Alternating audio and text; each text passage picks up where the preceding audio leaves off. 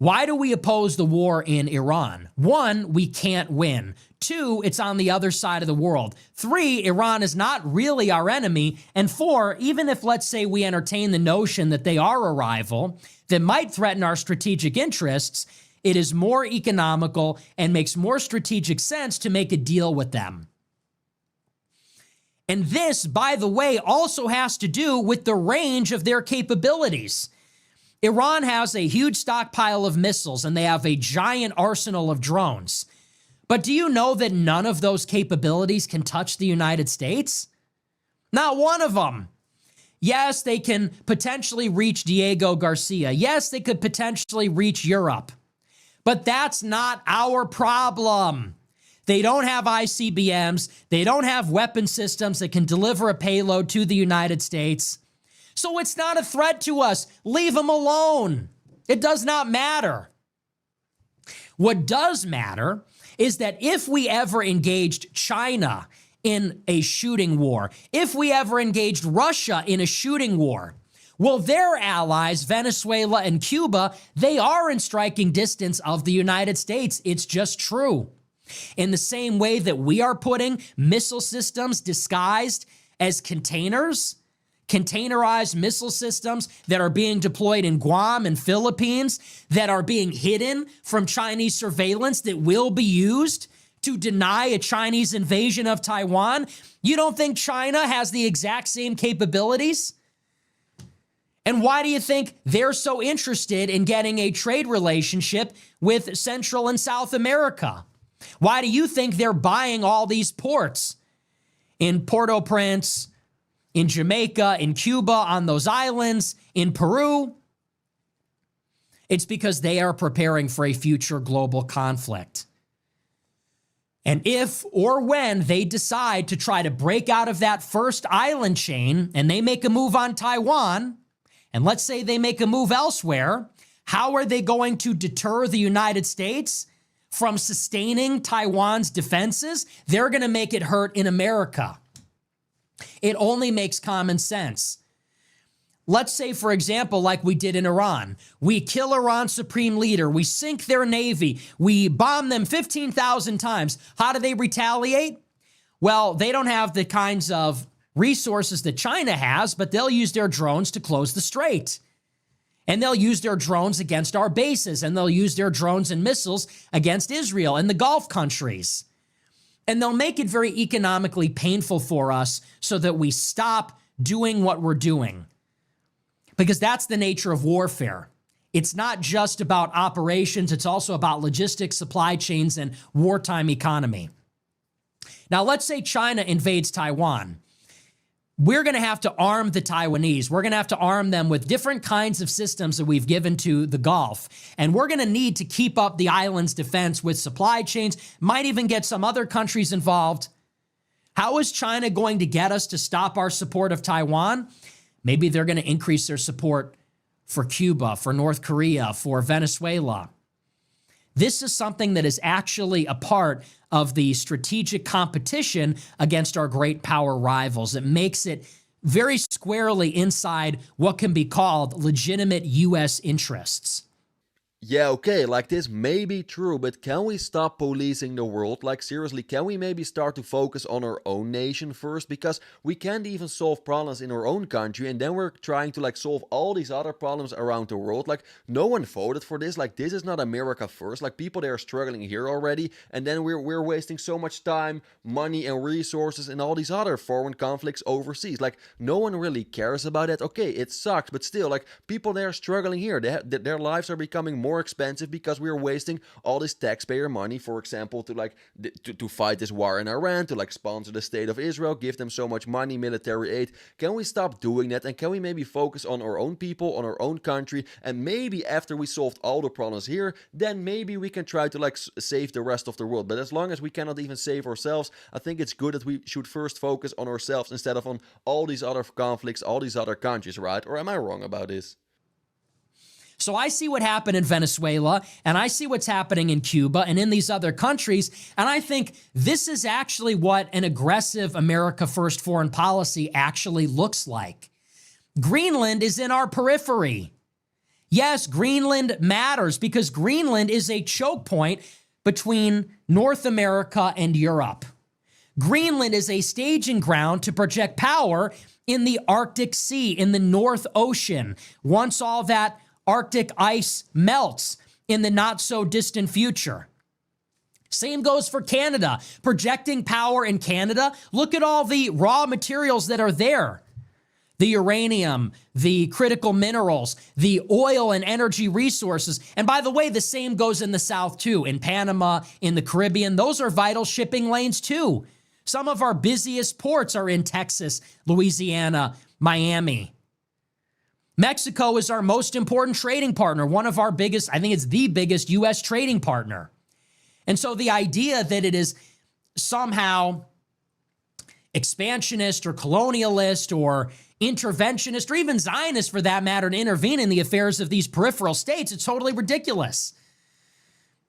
All of this falls inside the U.S. interest. And I would take it a step further and say, why not dream bigger in North America? Like I said, for anybody that would say we should not go into Venezuela, we should not go into Cuba because of some principled objection to the use of force, I'll bring up the example I said at the beginning of the show. On our northern border, Canada is becoming a non-country. That's right across the way from the United States. Look at where the population center is in Canada. It is all right across the border from the United States. If you look at where the population is concentrated, you've got a little bit across the border from Seattle, and the rest of it is just north of the Great Lakes. That is Canada. And it is increasingly becoming Indian, Pakistani, South Asian, Middle Eastern. Probably half the population is immigrants from South and West Asia. And they are electing a liberal government that is opposed to the United States. And they're talking about defiantly doing business with China, buying their electric vehicles. They're going to try to hedge by allying with Beijing against the United States. This is intolerable. And so you can actually imagine a foreign policy where instead of intervening in the business and affairs of the Middle East, why don't we intervene in the affairs of Canada? It can be done. What if we could get mass deportations in Canada? What if we could exploit and extract all of their raw materials? Then you don't need to worry about the Congo. Then you don't need to worry about some of these other countries we're intervening in. And the same goes for Mexico and Argentina and Brazil and Bolivia. This side of the world is rich in population, natural resources. There's a lot of upside potential for manufacturing and friendshoring, bringing supply chains closer to home in countries that we control. So I actually think this meets an expanded definition of America First, where we truly build an empire. Everybody else is doing it. Russia is building a sphere of influence. China is building a sphere of influence. We should have a sphere of influence that is closer to us, and it's more economical to use force here, and it actually confers tangible benefits for our population. We actually see the results. We get the oil. We're going to need abundant energy to support our electricity needs. Okay, let's just get it all from Canada. Let's get it all from Venezuela. Let's get it all from Mexico. We need lithium for the batteries. Let's get it from Argentina, Chile, and Bolivia. We need uranium. Let's get it from Greenland. Why not? What's so bad about that? So I actually this is actually a good foreign policy. And if you notice, the only thing that's holding us back is that we're so busy fighting everybody else's wars. Okay, this is true. Like, I agree with Nick on this one. Yeah, we are busy with fighting Israel wars and this has to stop. But I also if you want all these resources from these other countries, because I agree, if you want to build or if you want to create a strong empire, yeah, you need all those resources from these other countries. But then you should ask yourself, is the right way to intervene over there, to almost invade these countries to get these resources? Or can you also just trade with these countries? Because it almost I'm very against, I don't think it's America first to invade all these these other countries, to like intervene in all these other countries. I actually think it's the opposite. You should focus on our own country. And of course, don't get me wrong, if you want to have like a strong economy, you need these kind of resources. And of course, you have to like trade with other countries, but you can also do this on a good way, right? With diplomacy. This is how we always have done this. Like, look at the wars in the past. Like, this was not very good for us, right? It was not good for our country. It was not good for our economy. So we invaded already. We did this already before, that we tried to intervene in some countries in the Middle East. That was not the best idea, right? So I don't understand, like, what I kind of disagree with Nick on this one. We shouldn't invade Canada. Like, are you kidding me? Like, that's crazy, right? We shouldn't invade Mexico. Like, are you kidding me that we're even talking about it? But what we can do is we can trade with them. Yeah, we are the United States of America. They probably need, the same as that we need them, they also need us, or they need our dollars, of course. They love our dollars. But I think there are better ways to like accomplish this, to like build this American empire, to like create a stronger American empire. Than like, we are not like entitled to, we are now, then we are acting a little bit like Israel. Nick is always complaining about Israel, but we are doing always a little bit the same. If we say like, all right, we want this, or we're gonna invade you. We want that, so here we are. Give it to us, or we will like destroy you. That's not how it should be, right? That's not like how a civilized country is, in my opinion.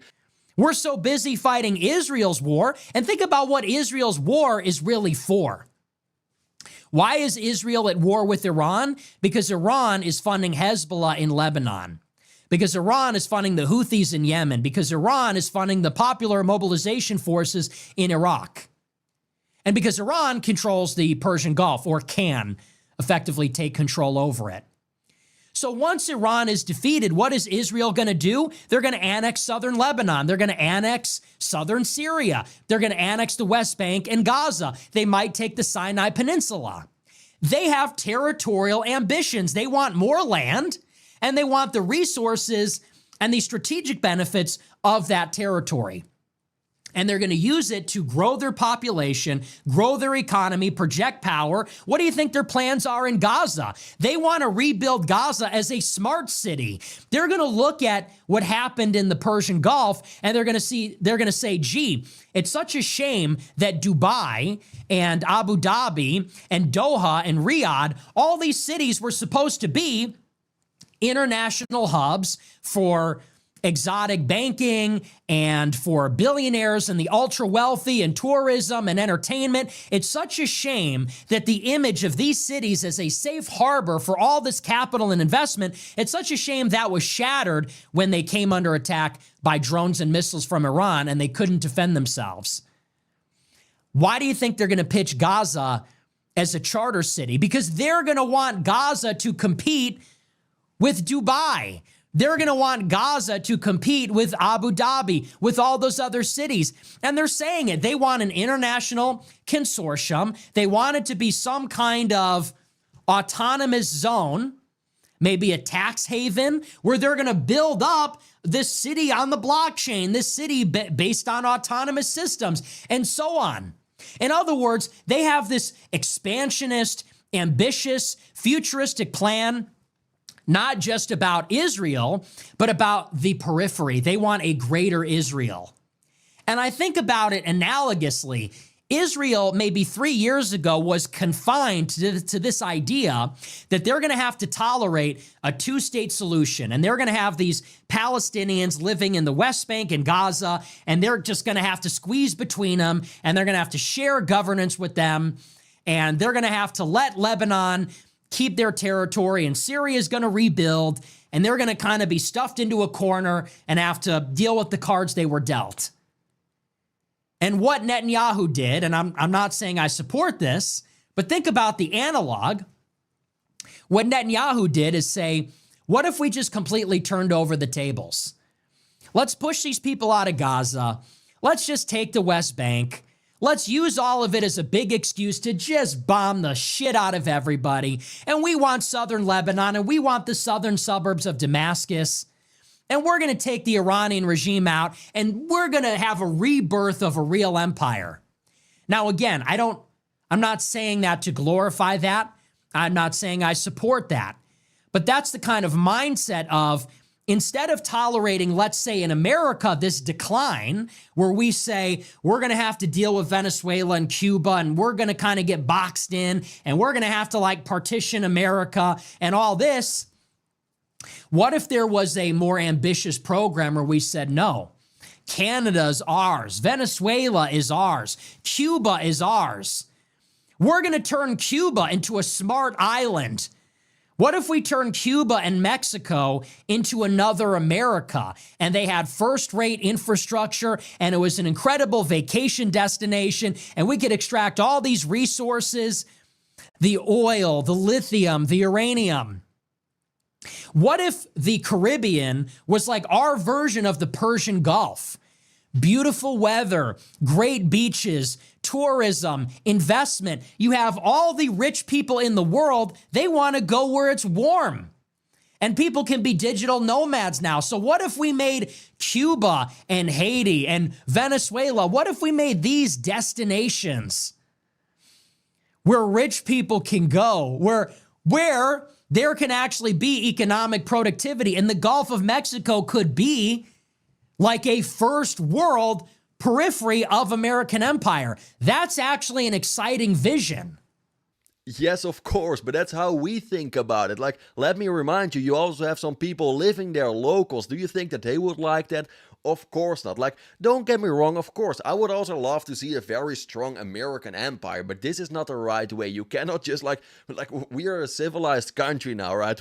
We cannot criticize Russia for like doing this in Ukraine and then we're gonna do exactly the same in like with Mexico or like the Caribbean. Like, we can't do that, right? We live in 2026. We cannot just like invade other countries. Like, also, like, by the way, Nick, like exactly what I just said before, he's always complaining that like the state of Israel is doing this with like a greater Israel. He just talked about this as well. And now you say that you don't agree with that, but you almost want to do exactly the same. Like, sorry.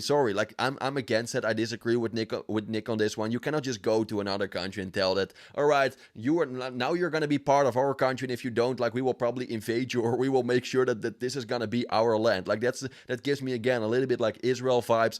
I don't agree with that. That's not okay. Like, and also like these people, where do they have to go? Where do you want these locals to go? If you like, it doesn't make any sense at all, right? And it's not like a very like civilized way to do this. You can still like, you can make this clear with like, for example, look at Panama or like all these other. You can like negotiate with these countries. You can talk with these countries. They would love to help us. Like, for example, like President Bukele, like in El Salvador, he's also now like he has a lot of like good contact with Donald Trump. You can still make them your friend, that they want to help you at any time. That's not a problem. Like, we send so many prisoners of like the United States of America, all these illegals, we send them to like El Salvador, to like Bukele made like a lot of like prisons for like all these people, because we could not even like put them in prisons over here. So if they would love to help us, but then you also like, you can do this in a good way with diplomacy, right? It's not that you just go to another country and then you're gonna tell them, all right, you have to do this, or now you're gonna be part of our empire. I don't like that. That's like, we live in 2026. Like, come on, that's like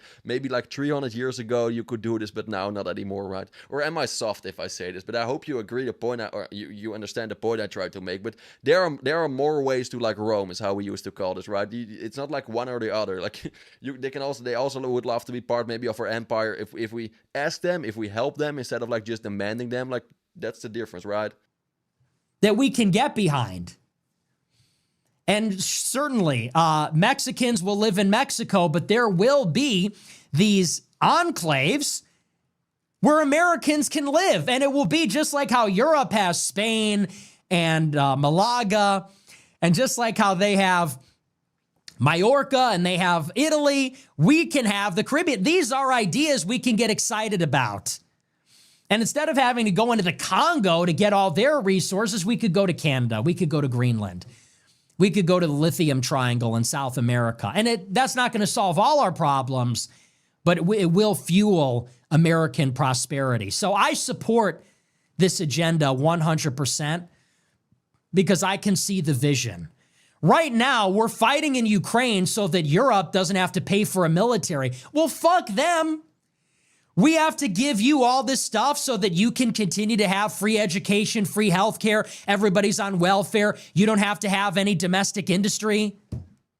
You fight your own war. You're worried about Russia? You fight them. What does that do for us? We need to pour all of our resources into defending Ukraine. Who cares? And same thing in the Middle East. We're spending all this money fighting so that they can get southern Lebanon. What do we get out of this? You get southern Lebanon, Gaza, the West Bank. You get your number one rival defeated. What do we get? Saudi Arabia was about to join fucking BRICS 10 minutes ago. The UAE already joined BRICS. And we're going to fight so that they're safe from Iranian missiles. We're going to fight so that they can play both sides between Beijing and Washington. Let them get bombed. Let them get bombed and let Iran deal with those people. We should be using our aircraft carriers here. We should be fighting those wars here. If Americans are going to die in a war, at least let them die to defend our actual homeland, which is kind of what they signed up for. Not that you want that, but you got Americans wounded and dying and military equipment being destroyed, and it's for some other country. If we engaged Mexico in actual counterterrorism, if we went against Cuba and Venezuela, at least we'd be fighting for a better future for America. Shut down the drug trafficking, take control of everything south of the border. That would actually be good. So I totally support it. That is exciting. That is positive. That is imaginative. And I wish they stuck to their guns, because this was the Trump grand strategy in their national security strategy and their national defense strategy, which were both promulgated at the end of last year by Elbridge Colby and the Pentagon. They said, we're focused on the Caribbean and Latin America. It's hemispheric defense. I wish that's what we were doing. And imagine how popular that could be. Instead of this war with Iran where gas prices are out of control, what if we were at war south of the border and that's how we got to deport all these illegals? Wouldn't that be much better? I have a feeling that if we went into Mexico and we went into the Northern Triangle and we killed all the criminals there and we made it safe for American investment and they invested in infrastructure and had good governance, then one, no one would ever try to come across the border illegally ever again, because that would just be like little America. And two, you could send a lot of these people back. Why don't they want to go back to Mexico? Because Mexico sucks. They're broke and there's too much crime. So they'll vacation in Mexico and then they'll come back here because they want the jobs. Because they can be maids and landscapers and farmers and grape pickers over here, and then they send the money back as a remittance. Well, what if we cleaned Mexico up? We're talking about doing it in the Middle East anyway. We're talking about we want to go into Iran and they can have investment. Let's do it here.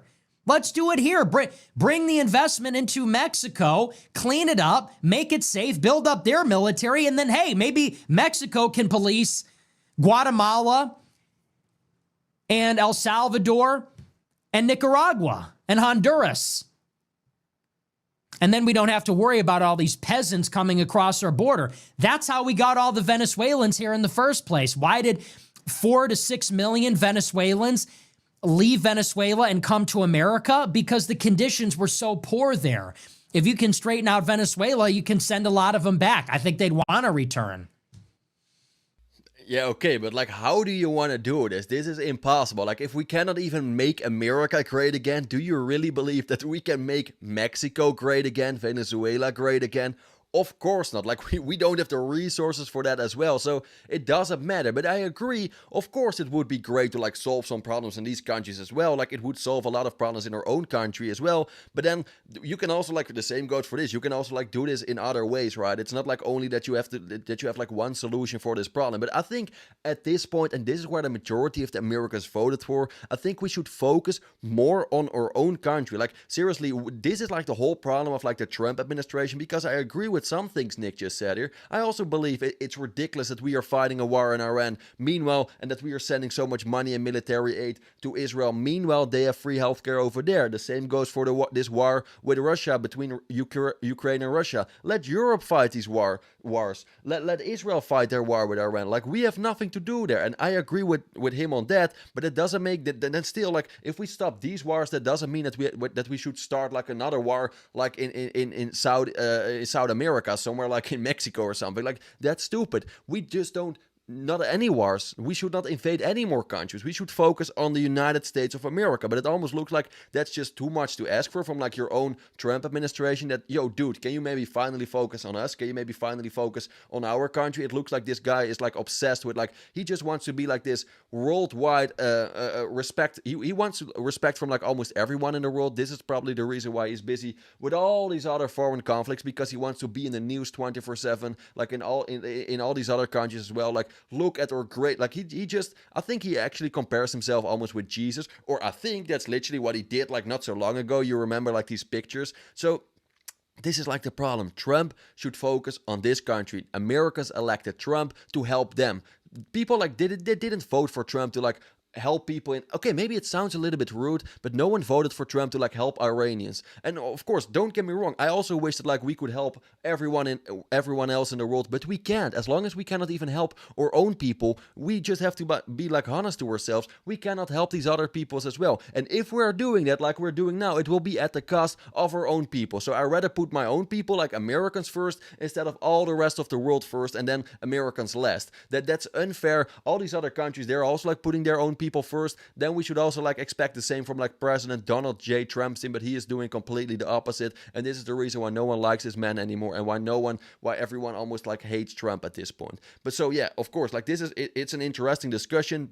I'm curious about your opinion. Like, seriously, probably some people, they agree with Nick on this one, some people disagree with Nick on this one. What do you think? Do you think it's okay to like just invade any other countries like who are annoying us, or who we don't like? For example, Venezuela, El Salvador, or Venezuela, Mexico, Cuba. Do you think it's a good idea to just invade these countries if they're not listening to us? Or do you think that's also like that's not America first, to like invade other countries if they don't want to do the things that we want them to do? I'm curious about like your opinion, because I wouldn't even be surprised like after Iran, Trump probably goes directly to Cuba. He's probably now already looking into Cuba, how they're going to invade this country. And I don't know. I think, again, I don't want to repeat myself the whole time, but I think it's better to like focus on maybe solve some problems over here instead of like creating more problems in another country. But that's just my opinion. I'm very, very curious about your opinion. Please share your opinion in the comments. It's very important to say. I'll read all comments. I even try to reply to some of your comments, so please let me know. As well, guys, if you like this video, please hit the like button. I would really appreciate it. If you really like these kind of videos, consider subscribing. I would appreciate it even more. And then you make sure you don't miss anything. Thank you guys for watching. I hope you have a wonderful day, and I'll see you in the next one. Ciao!